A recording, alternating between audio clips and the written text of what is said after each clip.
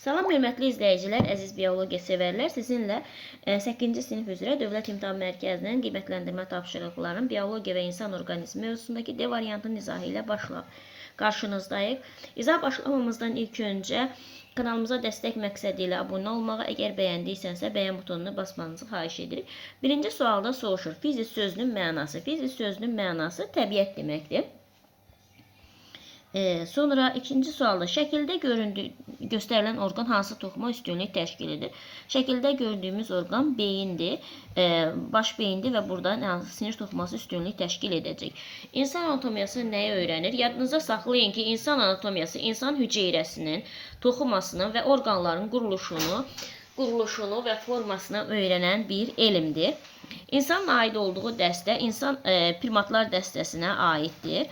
Sitoplazmanın orqanoidləri, sitoplazmanın orqanoiddir dedikdə sitoplazmada yerləşən orqanoidlər nəzərdə tutulur. Buraya da aiddir lizosom və mitokondri, yəni 1 ilə 4 aiddir. Təbiətin sağlamlığı ifadəsini Yunan dilinə necə ifadə etmək olar?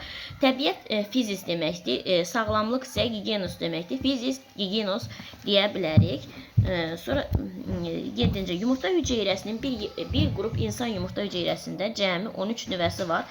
Bu hüceyrədə cəmi neçə xromosom olar? Yadında saxlayın ki, yumurta hüceyrə cinsiyyət hüceyrəsinə aid olduğuna görə bunun xromosom dəsti haploid sayda olur. Yəni 23 ədəd xromosomu var.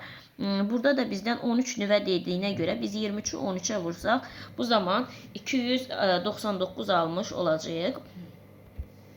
Sinir sisteminə aiddir. Sinir sisteminə baş beyin aiddir.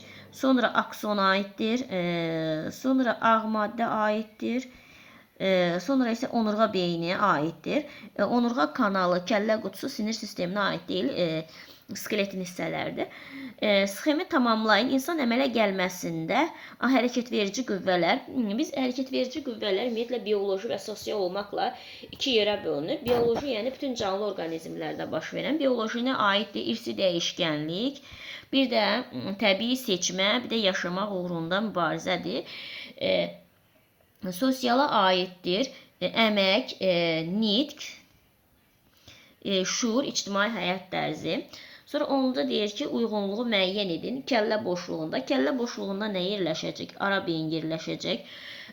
Döş boşluğunda ürək və timus vəzi yerləşəcək. Ürək, bir də timus vəzi.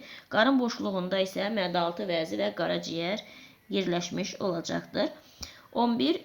Ürək, iki başlı əzələ, ağciyər, mədə, qaraciyər. Neçə orqan heç bir bədən boşluğunda yerləşmir. Ürək döş boşluğunda da yerləşir. İki başlı əzələ boşluqda yerləşmir. Ağciyər döş boşluğunda yerləşir. Mədə qarın boşluğunda yerləşir. Qaranda burada ancaq bir ədəd heç bir boşluqda yerləşmir. X-in yerinə yazmaq olmaz. Antropogen hərəkət verici qüvvələri təbii seçməni yerinə yazmaq, əmək, nitq, ictimai həyat tərzi bu yazar. Amma təbii seçməni antropogen hərəkət verici qüvvəsi yerinə yazmaq olar. Ona görə cavabımız olur 12-də B variantı. 13-də hansı ifadələr doğrudur? Deməli, ifadələr doğrudur. Orqanlar sistemi faydalı nəticə əldə etmə müvəqqəti birləşməsi anatom funksional sistem adlanır. Bəli, bu doğrudur. Selik topacıqları bilavasitə bürcəyə bitkiyə başlanğıc verib. Xeyr, bu səhvdir. Oxşar orqanlar toxumalar əmələ gətirir. Xeyr, toxumalar orqan əmələ gətirir. Yəni, bu da səhvdir.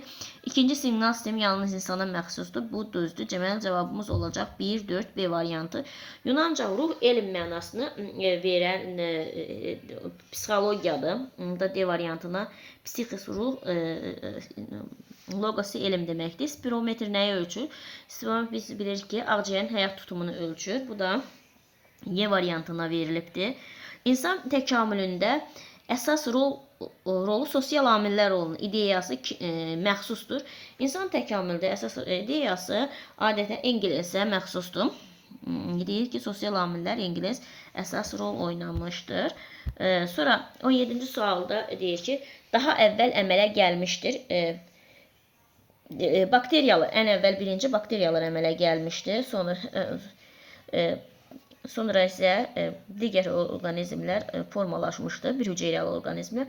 Sonra soruşur ki, hüceyrənin nüvə, sümük hüceyrəsi, nüvə sayı 4, xromosom sayı, qaraciyər hüceyrəsi, nüvə sayı 6, A, B-nin nüvənin sayı 4-dürsə, 4-ün üstünə ümumiyyətlə 6 gəlsək neçə eləyəcək? 10. Bunlar bədən hüceyrələrdir. Bədən hüceyrəsi xromosom sayı diploid olur. Yəni 46. Onu vuracağıq 46-ya. Onu 46-ya vuranda bu da eləyəcək 460. Cavab olacaq elə 460. İnsan hansı ifadələr doğrudur? Deməli, insan məməlilər sinfinin gəmiricilər dəstəsinə aiddir. Xeyr, bu düzgün deyil.